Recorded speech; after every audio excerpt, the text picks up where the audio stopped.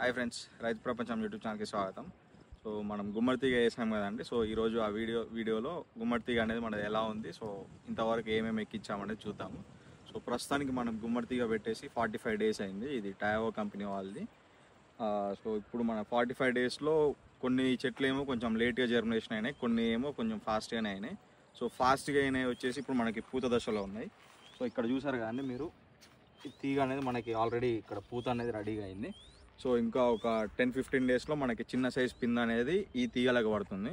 ఇంకా కొన్ని వచ్చేసి మనకి ఇంకా స్టార్టింగ్ స్టేజ్లోనే ఉన్నాయి, అంటే ఇంకా కొంచెం ఈ పట్టా మించి కిందికి దిగలేదు. సో ఇది మన పుచ్చచేను అడుగు కాబట్టి ఇంతవరకు మనమైతే ఒకసారి 999 ఇవ్వడం జరిగింది. అది కూడా ఒక ఎకరానికి 2 kgs ఇచ్చాము అంతే.